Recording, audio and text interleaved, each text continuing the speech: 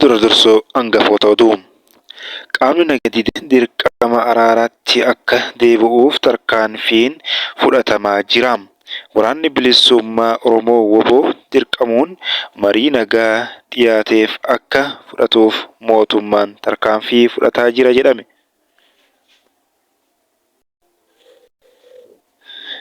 Oduu biraan immoo embaasii Israa'el Ameerikaa jiru fuulduratti mormitoota keessaa tokko ibidda ofitti qabe jedhame.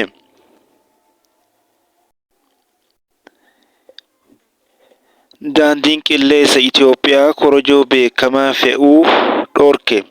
Daandiin qilleensa Itoophiyaa damee Naayijeeriyaa korojoo maqaa masoo Gaanaa Maastigoo jedhu dhoowwe.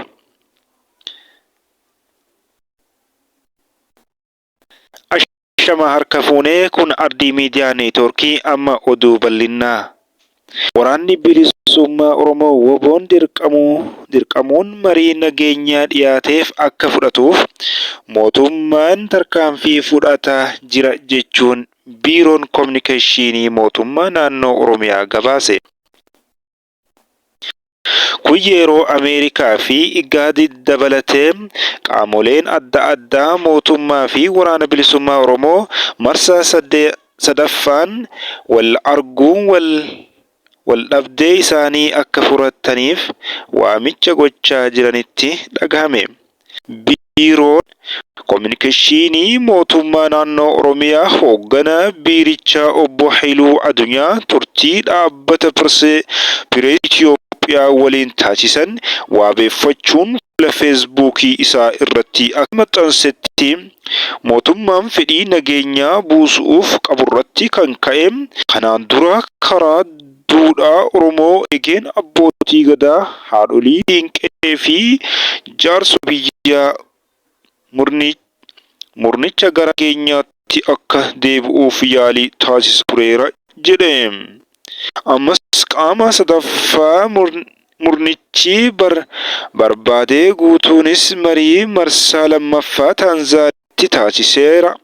Ta'us haalduree sadarkaa har'a biyyattiin irra jirtu hin madaalle dhiyeessuun fashalaa'uu marichaatiif ka'umsa ta'eera jechuun maxxanse. Mariin nagaa Taanzaaniyaatti qindeessummaa Ameerikaa fi IGAD akkasumas Noorween geggeeffame waliigaltee malee xumurame. Mootummaan Itoophiyaa fedhii daangaa hin qabne qaamni biraa agarsiisa irraa kan ka'e marii milkii malee xumurame jedhe. Waraanni bilisummaa Oromoo ammoo carraa seena qabeessi rakkoolee yeroo dheeraaf turan furuuf argame osoo hin milkaa'in hafuu hime. Kanaaf ammoo mootummaan Itoophiyaa rakkoo bu'uuraa siyaasaa biyya furuuf fedha dhabeera jechuun komate. Qaamoleen lamaan ibsa gabaabaa kennaniin wal komachuurraa kan darbe ibsa bal'aa miidiyaaf kanneen hin qabani.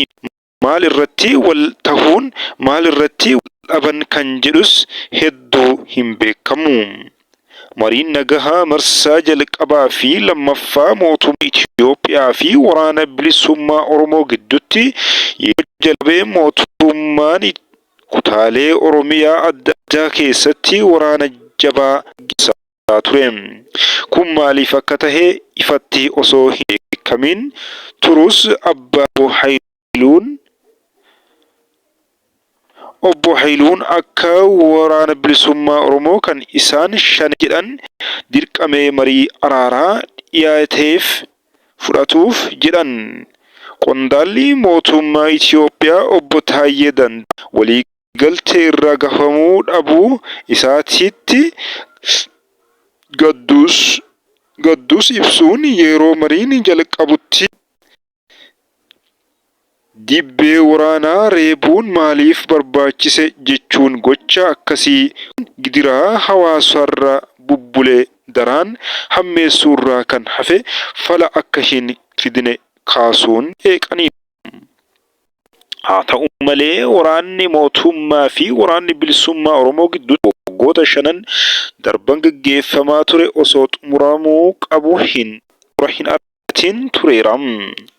Mootummaan waggoota 3 dura oduu torbaanota keessa balleessinee jechuun opereeshinii jalqabee yeroo sana irraa caalaa godinaalee Wallagga keessa socho'aa kan ture waraanni bilisummaa Oromoo amma kutaalee giddu galeessaa biyya keessaas sochii isaa dabaleera. Waldhabdeen mootummaa fi waraana bilisummaa Oromoo gidduu nageenya naannoo Oromiyaa booressuu irra darbee namoonni hedduun lubbuu akka dhaban sababa ta'eera. Mootummaan Ameerikaa waldhabdee waraana bilisummaa Oromoo fi mootummaa Itoophiyaa gidduu opereeshinii waraanaan furmaata akka hin argannee fi nagahaa qofa gargaartee isaaniin fura akka qaban dhaame.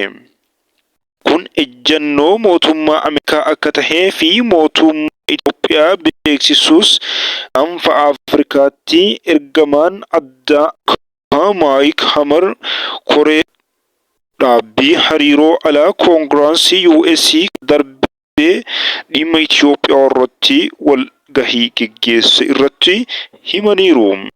Maayik Hamar marii nagaa mootummaa Itoophiyaa fi waraana bilisummaa Oromoo Taanzaaniyaatti torbaan 2 fi walakkaaf geggeeffamaa ture bu'aa qabeessa ta'uus ulfaataa ture jedhan.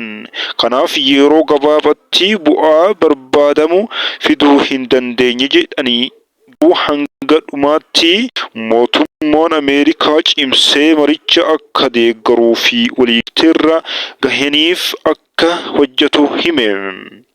Waraana mootummaa fi waraana bilisummaa Oromoo gidduutti geggeeffamu keessa lubbuun namoota nagahaa bakka hedduutti gaagamaa jira jechuun gabaafame.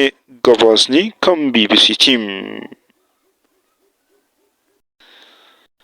Oduu gama biroon embaasii Israa'el bulchiinsa Ameerikaa Joorjiyaa jiru fuulduratti haala poolisiin mala mormii siyaasaa isa cimaa jedhuun mormitoota keessaa namni ibidda ofitti qaban haala yaaddessaa keessa jiru. Poolisiin akka jedhanitti namni kun embaasii Atlaantaa jiru fuulduratti boba'aa fayyadamuun ibidda kan ofitti qabsiisan yoo ta'u, alaabaan Filisxeemis achatti argameera.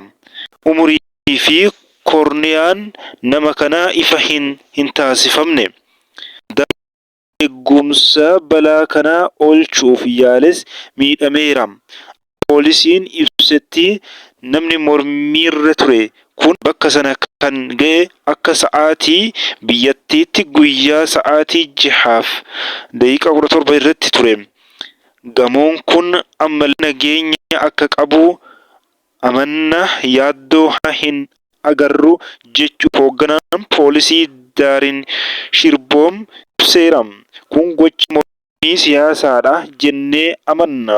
Qondaalli eegumsaa jidduu seenee ture harkaa fi miilarra miidhamu hoogganaan tajaajila ittisa ibiddaa Atlaantaa Rooderick Smith gaazexeessitootatti himaniiru.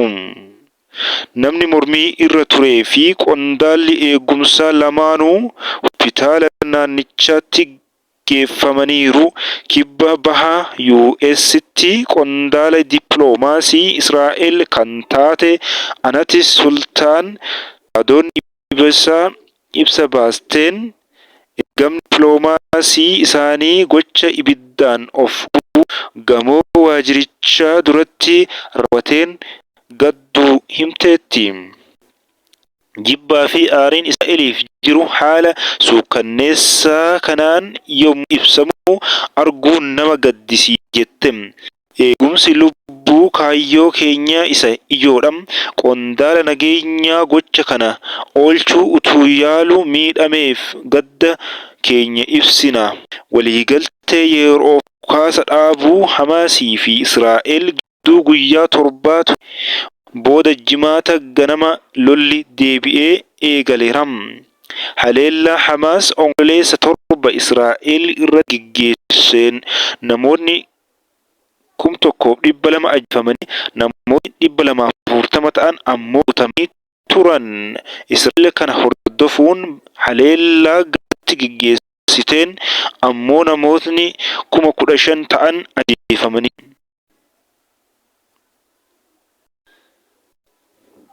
Oduu xumuraatiin daandiin qilleensa Itiyoophiyaa damee Naayijeeriyaa korojoo maqaa masoo Gaanaa Mast Gooj ganaan deemuu qaba jedhuun beekamu balallii Israa'el balalii isaarraa dhorke. Korojoon kun maqaa masoo kana kan argate Naayijeeriyaatti bara 1980 keessa yeroo godaantonni eeyyama hin qabne kumaatamaan lakkaa'aman kan hedduun isaanii lammii Gaanaa ta'an biyyattii keessaa ari'amanidha. Namoonni korojoo halluu diimaa fi cuquliisa qabu kana baatanii baqatan. Daandii qilleensa Itiyoophiyaa korojoon namoota hedduun jaallatamu kun meeshaa buufata xiyyaaraa miidhuu danda'a jedheera. Daandiin qilleensa Itiyoophiyaa ibsa baaseen korojoo kana dhorkuuf kan murteesse sababa buufata xiyyaaraa hedduu keessatti meeshaa korojoo deddeebisuu irratti miidhaan geessisuun buufataalee xiyyaaraa kanaaf baasii guddaa waan ta'eef jedheera. Oduun keenya har'aaf kan qabanne kanuma. Ardii Miidiyaa Neetwoorkis sabiskiraayib laayik sheer gochuun maatii taasisaniin jenna.